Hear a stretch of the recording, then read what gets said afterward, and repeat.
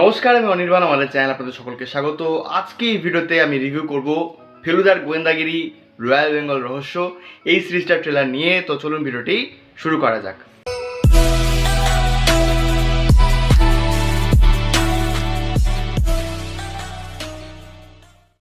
তো ফাইনালি ফেলুদার গোয়েন্দাগিরি এর যে পরবর্তী গল্প বা পরবর্তী আর কি বলবো সিজন বলা যায়, রয়্যাল বেঙ্গল রহস্য, তার ট্রেলার চলে এসেছে।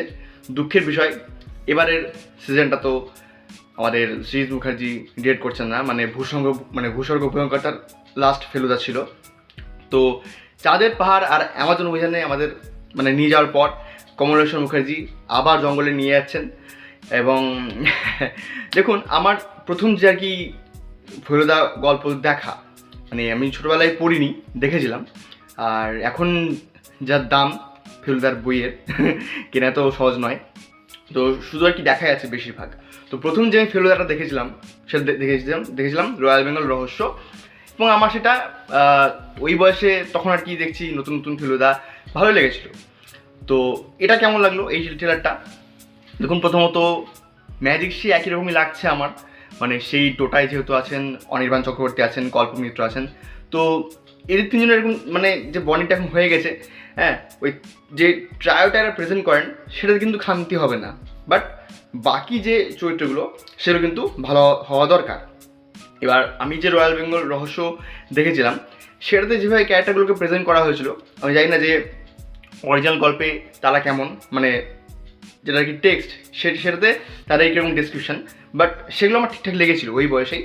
আর এখন আমরা যাদেরকে দেখতে পাচ্ছি বিভিন্ন চরিত্রে, সেটা আর কি তরিথের চরিত্রে নীল বন্দ্যোপাধ্যায় হোক, কিংবা আমাদের মহিজুর সিংহ রায়ের চরিত্রে চিরঞ্জিত হোক, সেগুলো কিন্তু আমার ঠিকঠাকই লাগছে।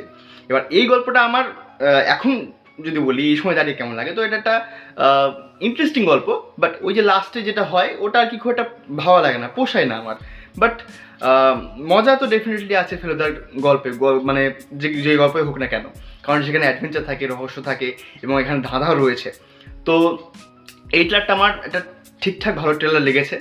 আর ব্যাকগ্রাউন্ড স্কোর যেরকম করে ইউজ করা হয় ট্রেলারে, সেই তাই ঘনালে অন্ধকার নেই কারো ভয় পাওয়ার, ওই যে গানটা সুরে যখন একটা মিউজিক ইউজ করা হয় সেটাকেই আবার ইউজ করা হয়েছে, ভালো লাগছে। আর শীতের আমেজে এবার আমরা জঙ্গলে যাচ্ছি। তো দেখা যাক কমলেশ্বর মুখার্জি কেমন করে আমাদের ফেলুদাকে প্রেজেন্ট করতে পারেন, তিনি সফল হন কি না।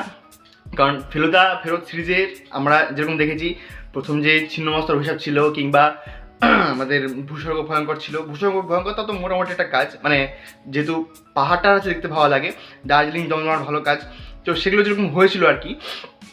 তো সেই হিসেবে এটা কেমন হতে পারে বা এটা কেমন প্রেজেন্টেশন হয় সেটাই দেখার। তো এই সিরিজটা আগামী 24শে ডিসেম্বর ড্রপ করা হচ্ছে হইচইয়ে। তো আপনারা জানান, আপনারাও দেখুন, আমিও দেখার চেষ্টা করব এই সিরিজটা। ঠান্ডার সময় তো ফেলুদার গল্প বাঙালির প্রিয় আর কি গোয়েন্দা, এখানে লিখেও দেওয়া হয়েছে বেঙ্গলস মোস্ট লাভড ডিটেকটিভ।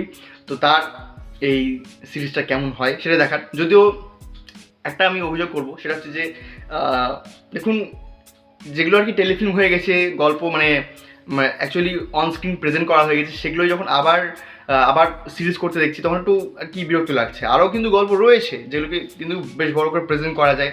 হ্যাঁ, তো তার মধ্যে আমাদের বোম্বেটা রয়েছে, কিংবা চাইলে সোনার কেলাও ট্রাই করা যেতে পারে। আমি জানি সেটা কঠিন কাজ হবে, বাট ট্রাই করা যেতে পারে।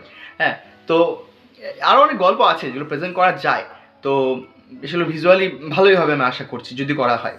তো দেখা যাক এই সিরিজটা কেমন হয়। এই ছিল আজকের ভিডিওটি ভালো লাগলে লাইক করুন, কমেন্ট করুন, শেয়ার করুন, আমাদের চ্যানেলটা অবশ্যই সাবস্ক্রাইব করুন। ধন্যবাদ।